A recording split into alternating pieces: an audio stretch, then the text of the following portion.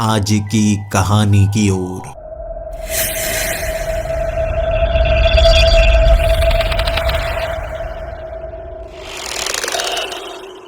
Hello दोस्तों, मेरा नाम प्रभास है और सबसे पहले मैं आपको अपनी जानकारी देना चाहूँगा। मैं एक गरीब परिवार में पला बड़ा, लेकिन मेरे सपने बड़े हुआ करते थे। भले ही मैं उन सपनों को पूरा नहीं कर पाता था, लेकिन सपने लेना कौन सी बुरी बात है। इससे कौन सा कोई टैक्स कटता है। इसीलिए मैं बड़े बड़े सपने लिया करता था। सोचा करता था कभी इन सपनों को पूरा भी करूँगा। मैं बड़े घर के सपने लेता था, बड़ी गाड़ी के सपने लेता था।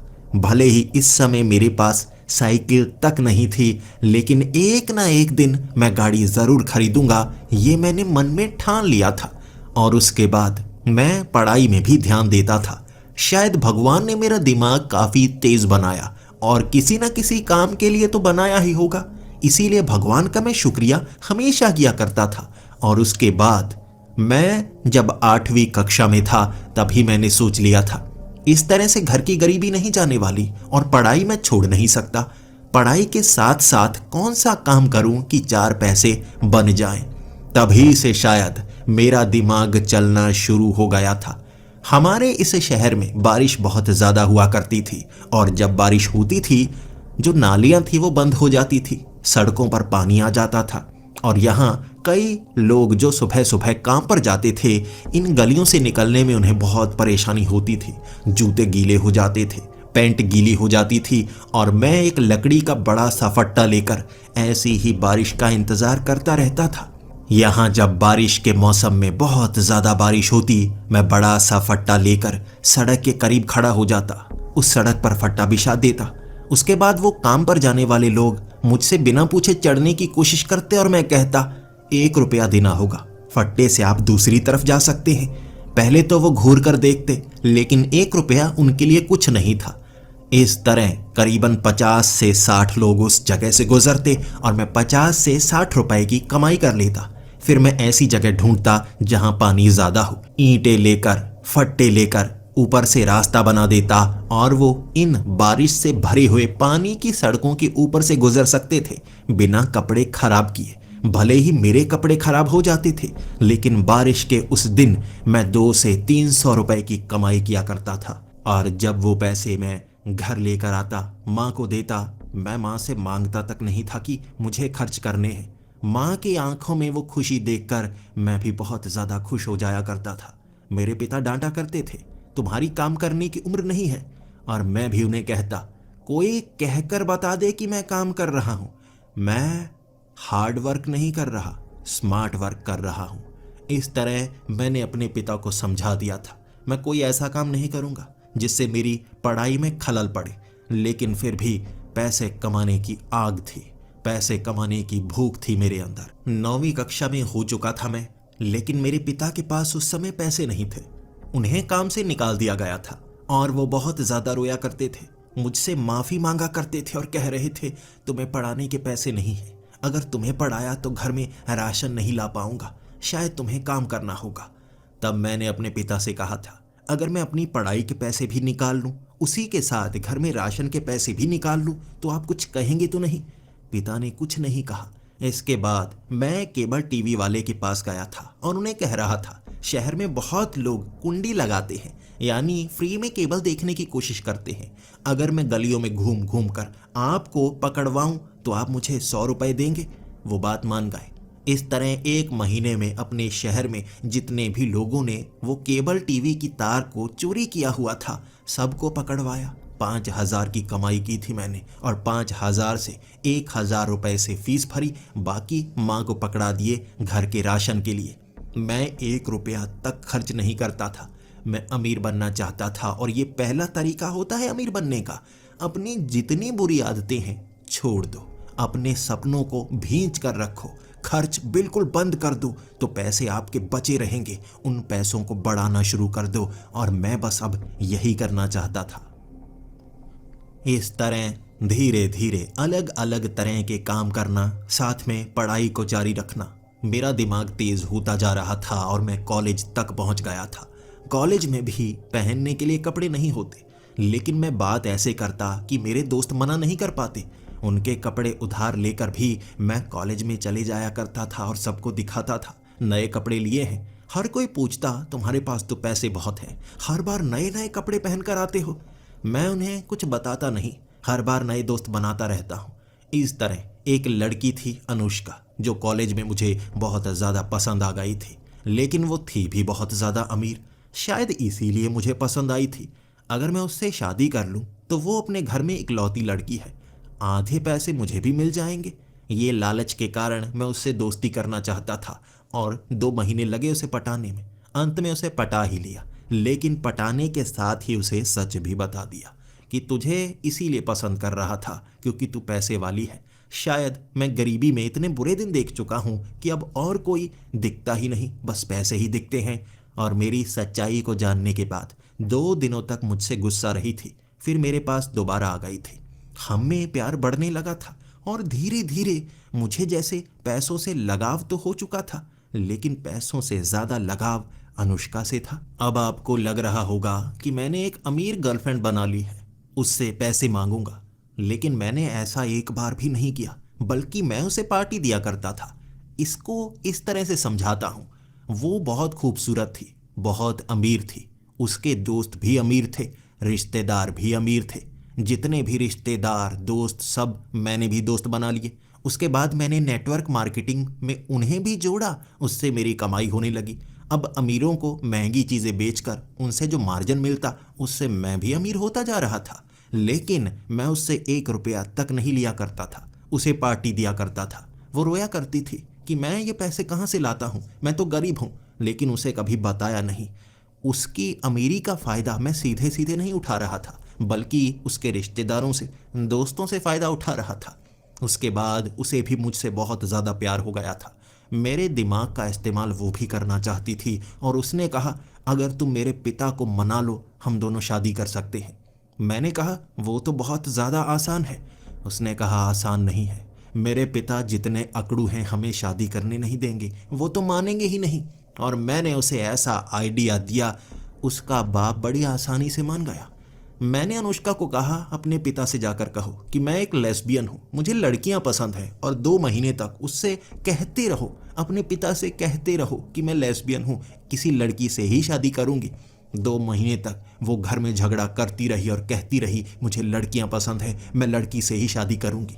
घर में मातम का माहौल था और 2 महीने बाद वो मेरे साथ घूमने लगी, घर वालों के सामने सबको दिखाते हुए। उसके पिता बहुत ज़्यादा खुश थे। उन्होंने मुझसे बात की और मैंने उसके पिता को कहा, ये मुझे बहुत ज़्यादा पसंद है। इसे पहले लड़कियां पसंद थी, लेकिन इसे मुझ में कुछ ऐसा दिखा कि ये मुझसे प्यार करने लगी। उसके पिता ने पूछा था, कहीं मैं अंदर से लड़की तो नहीं? मैंने कहा, नहीं नहीं, मैं लड़का ही हूँ, बस मैंने ऐसा प्यार दिखाया कि इसे मुझसे प्यार हो गया। अब ये लड़कों को पसंद करती है, लेकिन मुझसे ऐसा प्यार करती है कि अगर इसने मुझे छोड़ा, फिर से किसी लड़की से ही शादी करेगी। उसके पिता मान गए और उसके पिता मुझसे शादी करने को बहुत ज़्यादा खुशी से माने थे, तंग होकर नहीं माने थे। हमारी शादी की तारीख फिक्स कर दी गई थी, 6 महीने बाद की। और मैं अब एक छोटा मोटा काम भी करना चाहता था ताकि शादी से पहले अच्छे से सेट हो पाऊं। मैं कई सारे प्रोडक्ट्स ऑनलाइन बेचा करता था, दिमाग का इस्तेमाल किया करता था। मैं मोटिवेशनल स्पीकर भी बन गया था। आसपास के कॉलेज में मोटिवेशनल कोट्स बताया करता था, स्पीच दिया करता था, उससे भी पैसे कमाने लगा था। और अनुष्का मुझे अपने साथ महंगी महंगी जगहों पर घूमने के लिए ले जाती थी। उसे एंटीक चीज़ें बहुत ज़्यादा पसंद थी और एक बार वो मुझे केरल के एक ऐसे ही एंटीक स्टोर में लेकर गई। उसने कहा, यहाँ पर प्राचीन चीज़ें पड़ी हैं और कहते हैं एक से बढ़कर एक शापित चीज़ें हैं। मैं थोड़ा सा घबराया था और मैंने उससे कहा था, हम शापित चीज़ों के ऐसे म्यूज़ियम में क्यों आए हैं? उसने कहा, तुम कहा करते थे ना भूत प्रेत नहीं होते, इसीलिए मैं तुम्हें दिखाने के लिए लेकर आई हूँ। यहाँ जो भी चीज़ है वो सब भूतिया है, यहाँ शायद हमें भूत भी देखने को मिल जाए। अब मैं उसके सामने डरपोक बनना नहीं चाहता था, लेकिन मैं ये भी नहीं चाहता था हमारे प्यार को किसी की नज़र लग जाए। उसे एक ऐसी डिब्बी पसंद आई जिसके ऊपर लिखा था, इसमें एक शापित जिन रहता है, ऐसा जिन जो आपके प्यार को तोड़ देता है। इसके बाद उसने उसी डिब्बी को खरीदा और कहा, कोई जिन कोई प्रेत हमारे प्यार को नहीं तोड़ सकता, चाहे जो हो जाए। हम इस चीज को भी गलत साबित कर देंगे। मैं भूतों पर यकीन नहीं करता, जिन पर यकीन नहीं करता, लेकिन मैं ये नहीं चाहता कि हमारे प्यार पर कोई खतरा आए। उस डिब्बी को खरीदकर जब हम उस होटल में पहुंचे थे, उसे बहुत शौक था उस डिब्बी को खोलने का, लेकिन मैं उसे कहे जा रहा था इसे खोलना नहीं चाहिए। मेरी आंखों के सामने उसने उस डिब्बी को खोला था। जैसे ही उस डिब्बी को खोला, उसके अंदर से एक काले रंग का धुआं निकला। उसके बाद वो धुआं जमीन पर बैठ गया। कुछ नहीं हुआ वहां पर, लेकिन मुझे लग रहा था कुछ ना कुछ गड़बड़ जरूर है। वहां कुछ नहीं हुआ। 2 दिन हमने वहां पर बिताए। उसके बाद हम वापस आ गए। जब वापस आए थे, मुझे अनुष्का के स्वभाव में फर्क लग रहा था। रात के वक्त उसका माथा काला काला सा हो जाता था, जैसे उस पर कोई चीज हावी हो जाती हो। जब हम वापस आ गए थे, अगले दिन मैं अनुष्का से मिलना चाहता था। उसका फोन ट्राई किए जा रहा था, उसने फोन उठाया ही नहीं। इसीलिए मैं उसके घर पहुंच गया। घर पर उसके माता पिता मौजूद नहीं थे। नौकरों से पूछा तो उन्होंने कहा कि अनुष्का की सेहत खराब हो गई थी, तो उसे अस्पताल ले जाया गया। मैं घबरा गया। जैसे ही मैं अस्पताल पहुंचा, वहां जाकर देखा अनुष्का की सेहत सच में काफी खराब थी। रात को जैसे वो सोई, उसके बाद उसे कोई दौरा पड़ा और वो उठ नहीं रही थी, जैसे कोमा में चली गई हो। ये देखकर मेरी आंखें खुली की खुली रह गई।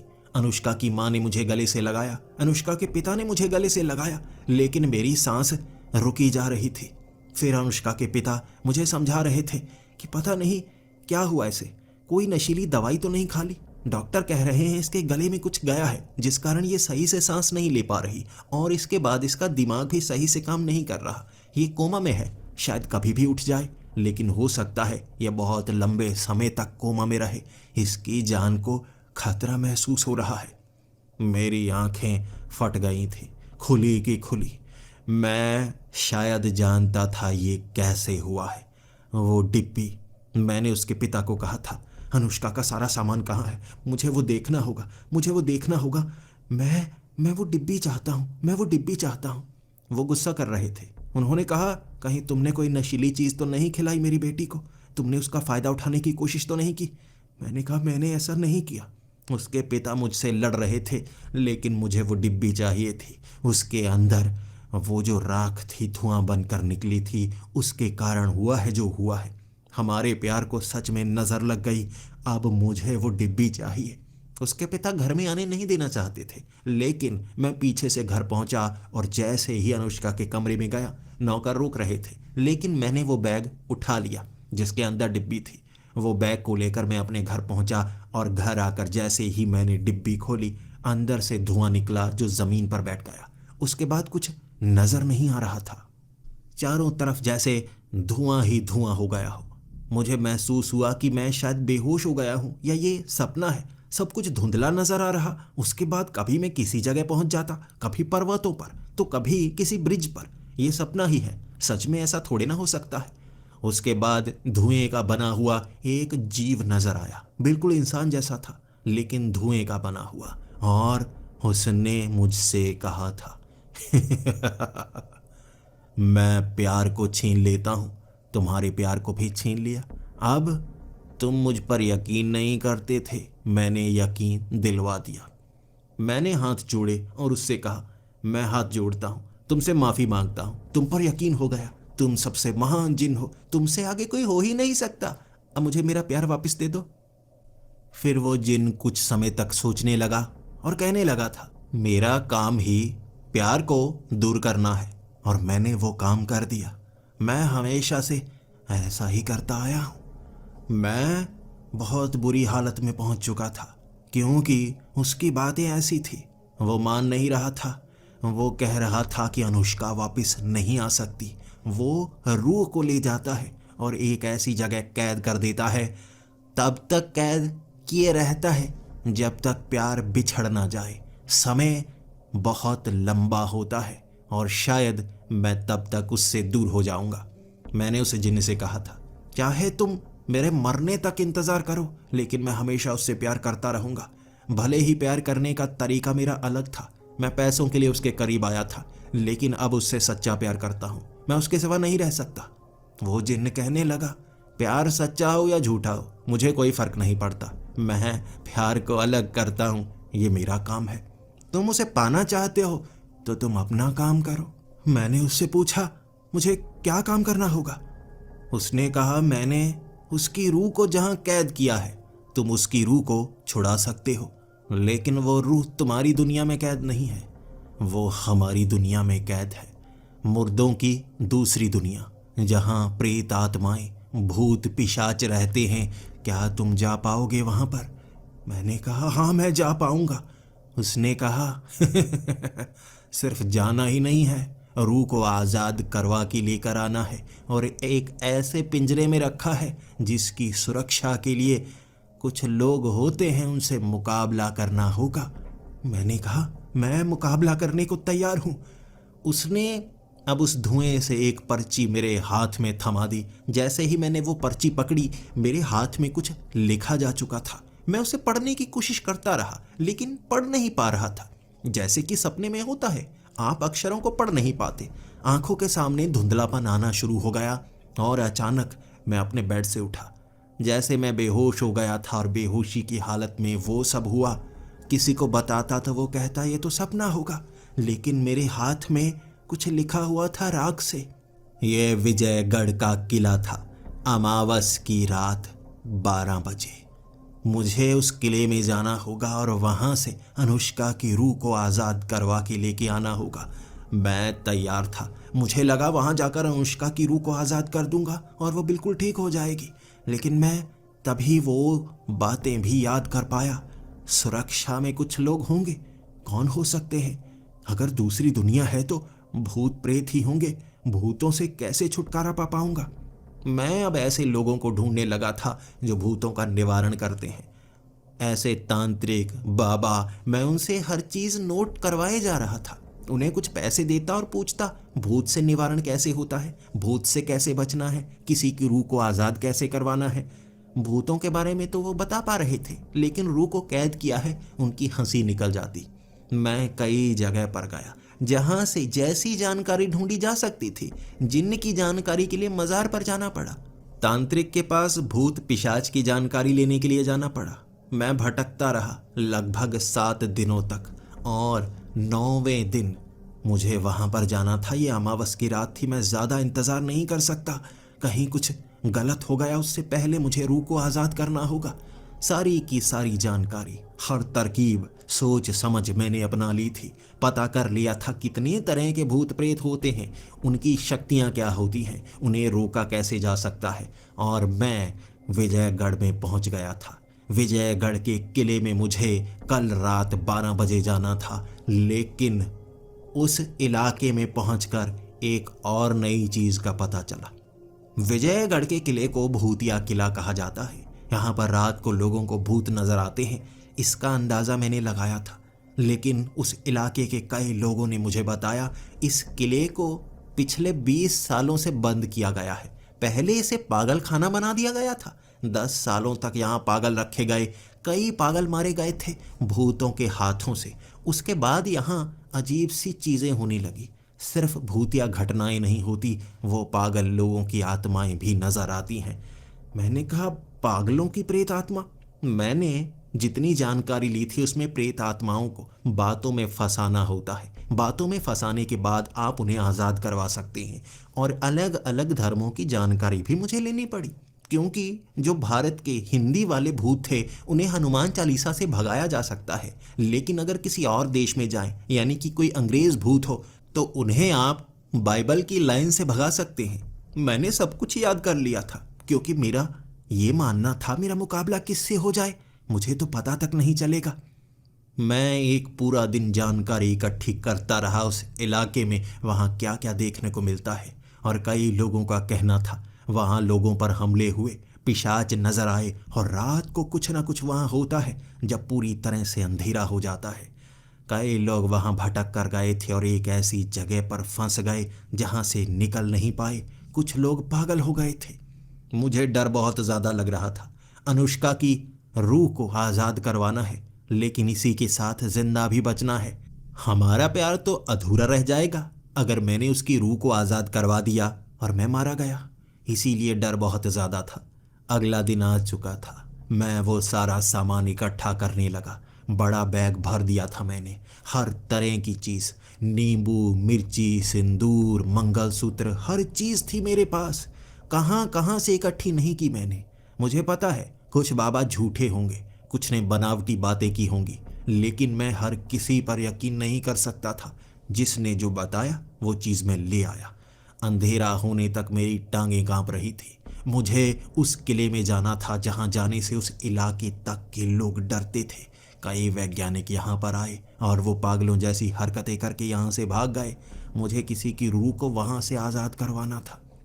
जैसे ही 12 बजने वाले थे मैं चल पड़ा उस तरफ। भगवान का नाम लिया कि मेरे प्यार को सच्चा साबित कर देना, ऐसा ना हो कि मैं झूठा साबित हो जाऊं। भले ही इस प्यार की शुरुआत लालच से हुई थी, मैंने उसके पैसे देखे थे, लेकिन बाद में सच्चा प्यार हो गया और मैंने कभी उसके 1 रुपए तक को हाथ नहीं लगाया।